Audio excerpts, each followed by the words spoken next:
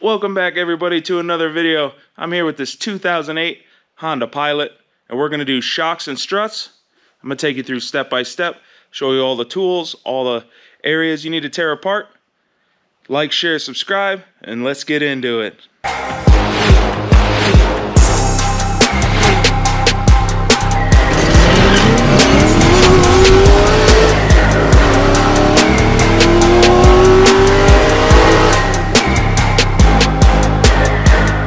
Step 1, jack up the vehicle and take off the wheels. The driver's side strut assembly from FCS 1333443L. Here's a passenger side shock. FCS is a brand. 1333443R.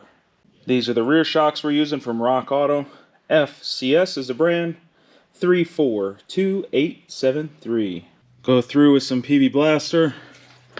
Just spray all your threads everywhere and get everything nice and soaked. Use a 10mm. Remove this bolt that holds the ABS sensor bracket on. Use a 12mm.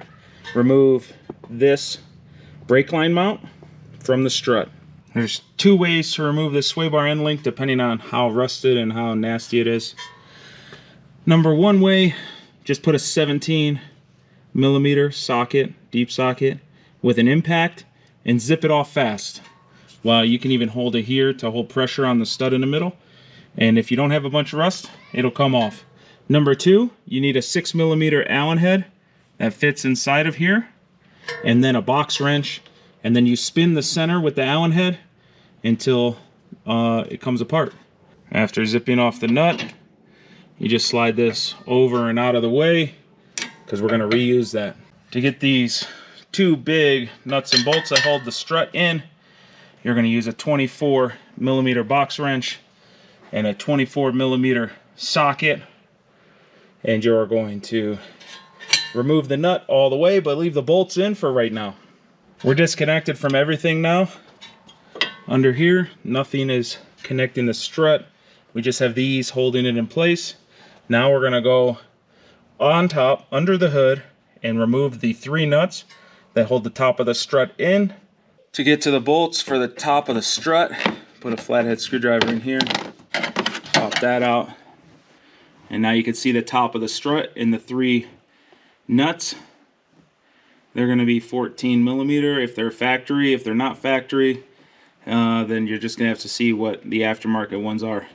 If you have the stock hardware like this vehicle does, you're going to use a 14mm, and you can use a ratcheting wrench, you can use a ratchet with a socket, you can use pretty much whatever you want to loosen these.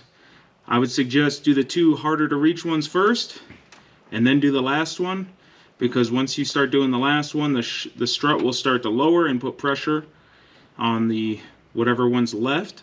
So if you do the two harder ones first, then it makes your life easier. All three nuts are off. Now it's time to go back underneath and remove the two massive 24mm bolts.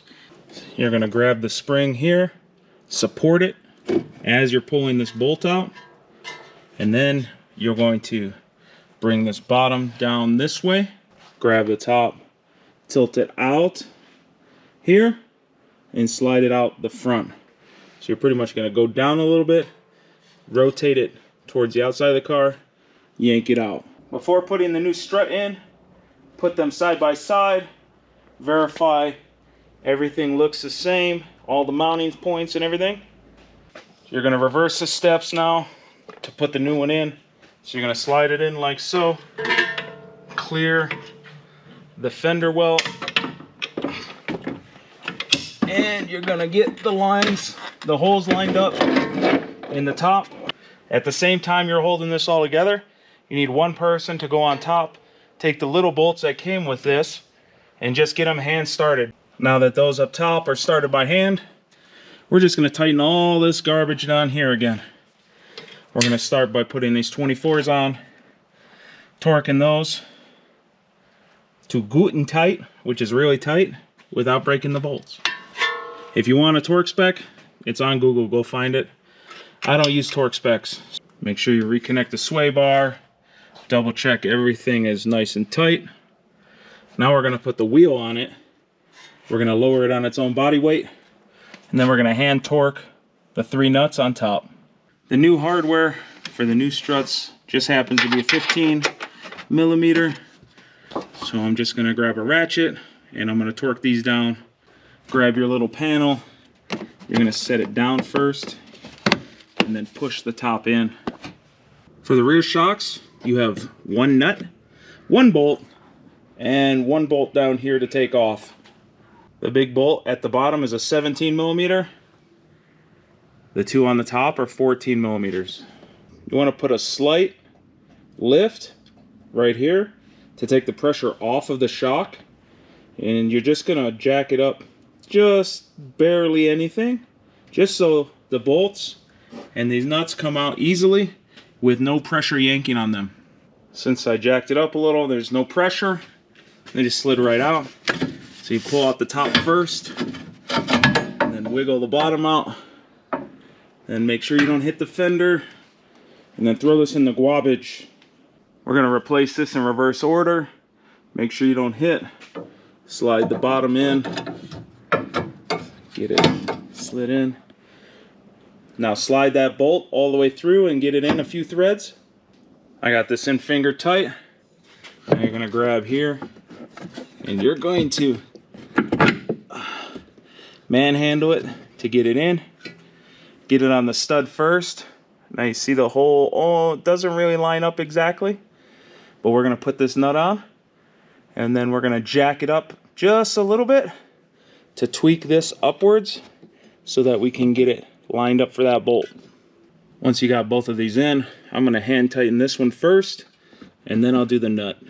After tightening the top, go ahead and torque down this bottom one. Just make all these good and tight. Now that everything's torqued down, we're going to put this wheel back on. We're going to move to the other side and do the same exact steps. The rear is pretty easy compared to the front. Put the tires back on, torque the lug nuts, and the job is done. Hopefully this video